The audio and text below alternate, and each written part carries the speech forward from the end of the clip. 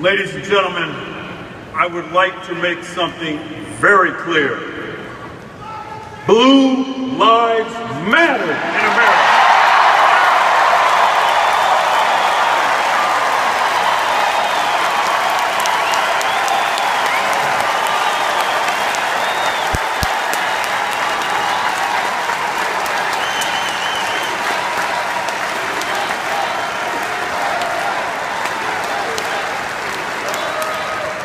I stand before you tonight with a heavy heart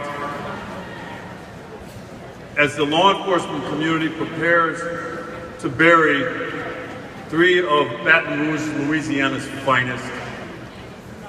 But there is some good news out of Baltimore, Maryland, as Lieutenant Brian Rice was acquitted on all charges.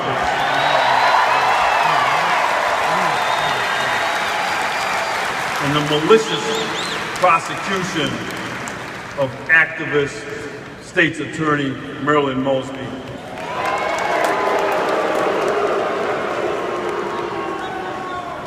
Now I want to talk to you about something important. Indeed, a concept that 5 law enforcement officers were murdered and 9 more were wounded for earlier this month, and for which 3 more were murdered 2 days ago in Baton Rouge, Louisiana, and that is the importance of making America safe again.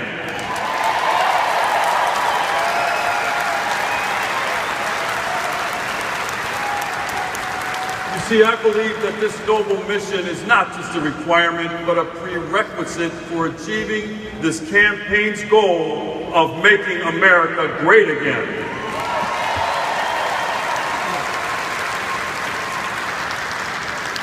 We simply cannot be great if we do not feel safe in our homes, on our streets, and in our schools. I see this every day at street level, where many Americans increasingly have an uneasiness about the ability of their families to live safely in these troubling times. This transcends race, religion, ethnicity, gender, age, and lifestyle.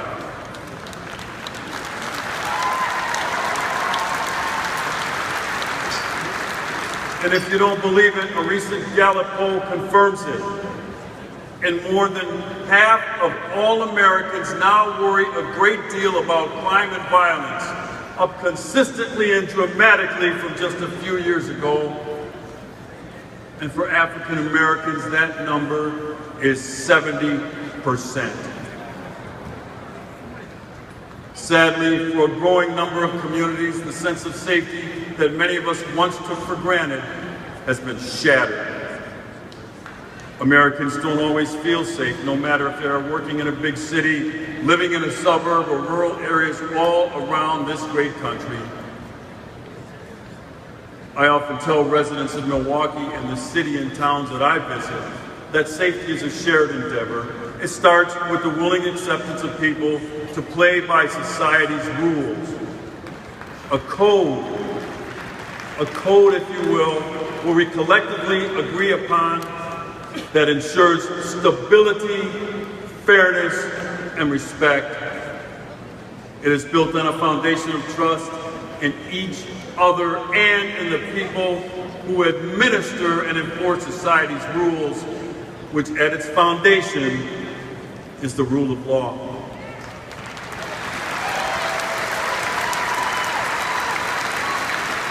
In 1963, Dr. Martin Luther King Jr. wrote passionately about the interrelatedness of all communities and states and about our inescapable network of mutuality tying us in a single garment of destiny.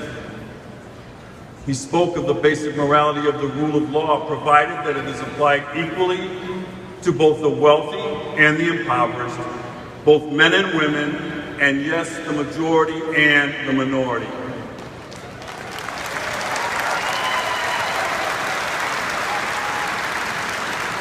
What we witnessed in Ferguson, in Baltimore, and Baton Rouge was a collapse of the social order.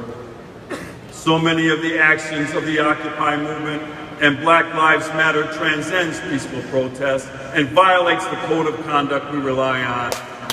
I call it anarchy.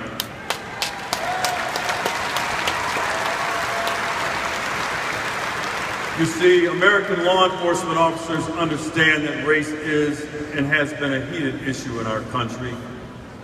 Most appreciate the vital need for thoroughness and transparency and pursuit of the greater good in their actions and in their investigations.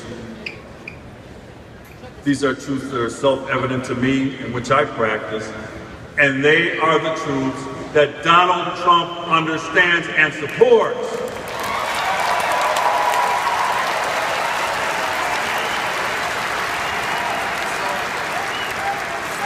Donald Trump is the steadfast leader our nation needs. He has spoken passionately to me of his belief in our American system of justice, and he speaks to the values that are at the foundation of our social contract.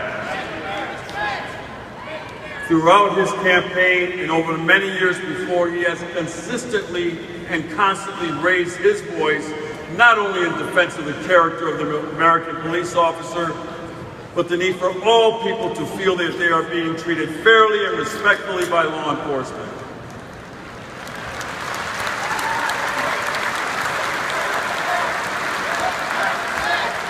You see, Donald Trump understands that what can make our nation safe again is a recommitment to a system of justice in which no government official, not even those who have fought their way to the marble and granite halls of Washington, no private citizen, no elected official, even Hillary Clinton, and no group of people, despite the fervor with which they press forward their grievances, can claim privilege above the law. It cannot happen in the United States.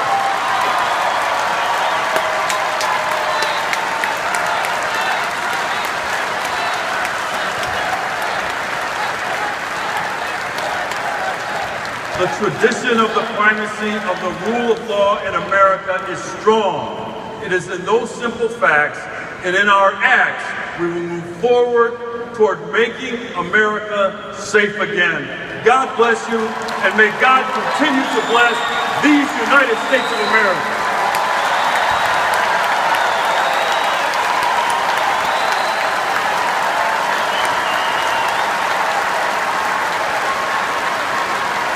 Please welcome United States Representative